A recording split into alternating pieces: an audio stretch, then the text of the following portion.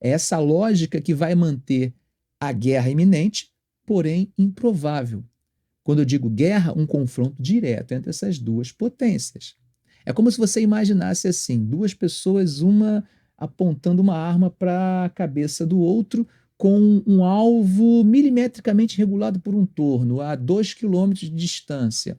É, tanto um quanto o outro tem um painel que te avisa exatamente o momento em que o outro atirou. A sua cabeça está presa na direção do alvo do outro, assim como o do outro também está preso na direção do seu alvo. Então não tem como você escapar. Se o outro atirar, vai te atingir daqui a alguns segundos. Assim também, se você atirar, apertar o gatilho, vai atingir o outro. Só que o outro vai saber primeiro, antes da munição atingir ele, que você atirou. Os dois vão saber. A minha pergunta é: qual dos dois vai atirar? Nenhum dos dois. Porque no momento em que um atirar, os dois morrem. Porque vai dar tempo de o outro atirar também. Essa é a lógica chamada MED, máxima destruição assegurada. Tá? É essa lógica que vai orientar toda a Guerra Fria. Por isso nós temos momentos de idas e vindas, temos momentos de acirramento e momentos de negociação. Agora, não podemos pensar que foi uma guerra sem combate. Tá? Foi muito violenta, porque houve participação de guerras em várias regiões do mundo, como nós vamos falar. Em 1947, os Estados Unidos já possuíam a bomba atômica, a União Soviética ainda não. As tensões e o expansionismo soviético ameaçavam e assustavam os americanos. Não é à toa que nós tivemos o famoso Grande Telegrama. Nesse telegrama, um diplomata americano na União Soviética, numa madrugada, ele está com tempo sobrando, né? George Kennan. George Kennan. Ele escreve um telegrama falando das características expansionistas e imperialistas da União Soviética. E falando para os americanos da importância de tomar cuidado com isso.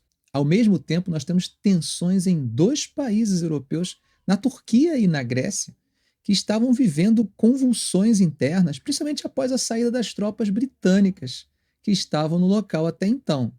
Vocês devem saber que os britânicos, a partir da Segunda Guerra, eles começam a ter interesses mais domésticos, tanto que o Churchill ele acaba perdendo o poder. Tá? Então, nessa preocupação dos britânicos com questões domésticas, eles começam a largar de mão um pouco esse viés imperialista. Não é à toa que em 47 nós temos a independência da Índia, em 47 nós temos a entrega pelos britânicos do mandato da Palestina para as Nações Unidas, e em 47 você tem a retirada de tropas tanto da Turquia quanto da Grécia. Então, nesse momento de tensão, os chamados movimentos partisãs começam a tentar tomar o poder, influenciados pela União Soviética. Aí é nesse contexto que o Truman está de sangue quente e ele faz aquela declaração que os Estados Unidos estaria disposto a ajudar qualquer país que se sentisse ameaçado pelo expansionismo de outro. Ele não cita a União Soviética exatamente, mas a ideia é de que os Estados Unidos estavam naquele momento se colocando na defesa de quem quisesse resistir à União Soviética. É ali que é lançada a chamada Doutrina Truman. A doutrina Truman ela é apenas um discurso, mas ela vai ter resultados, como, por exemplo, o surgimento do Plano Marshall. O Plano Marshall é um plano de ajuda econômica aos países que quisessem resistir ao expansionismo soviético. Notem que o Plano Marshall ele não era exclusivo para países capitalistas. Nós temos casos de países comunistas que receberam ajuda do Plano Marshall.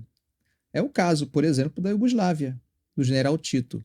E é interessante falar sobre isso porque a Iugoslávia era comunista, mas ela vai buscar se afastar da União Soviética e vai conseguir, inclusive, ter um comunismo independente da União Soviética. E isso se explica de que forma? Se explica pelo fato de que, durante o processo de desnazificação, a Iugoslávia se liberta sozinha. É um movimento interno que consegue expulsar os nazistas, ou seja, não houve a interferência total, ou seja, 100% necessária da União Soviética para libertar a Iugoslávia. Isso deu uma certa autonomia para que os iugoslávios pudessem, mesmo optando por um modelo comunista, se tornar independentes da União Soviética. Do lado soviético, nós teríamos a criação do Comecon, que também era uma ajuda econômica aos países comunistas.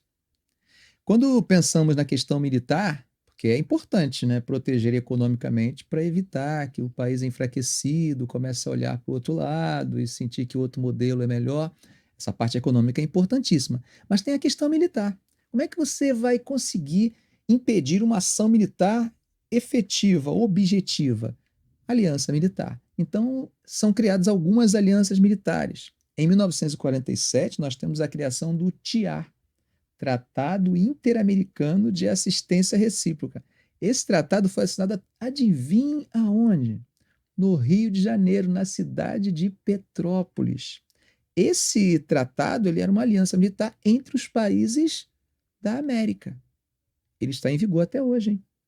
Um outro, a OTASE que foi assinado, uma aliança militar com os países na Ásia. Mas o mais importante entre eles é a OTAN, que está em vigor até hoje. Organização do Tratado do Atlântico Norte, uma aliança que serviria para barrar os avanços soviéticos comunistas na Europa. Como eu disse anteriormente, lá na Conferência de Potsdam foi efetuada a divisão da Alemanha em 4 zonas de influência. Lembram? Uma francesa, uma inglesa, uma americana e uma soviética. Muito bem, nessa divisão até a cidade de Berlim era dividida. Existia um acordo entre eles. Qualquer mudança, por exemplo, econômica que acontecesse em uma das zonas, deveria rolar uma conversa, uma reunião entre eles, uma discussão. Só que houve uma reforma no lado capitalista e não, a União Soviética não foi comunicada. Claro, a União Soviética não gostou. E de uma forma de retaliação que eles escolheram foi exatamente fazer um bloqueio à cidade de Berlim.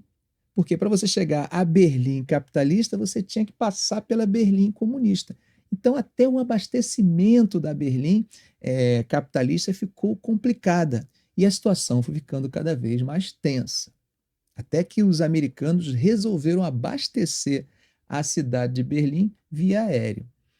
E aí existia um risco, porque os soviéticos poderiam usar sua artilharia antiaérea derrubando os aviões americanos.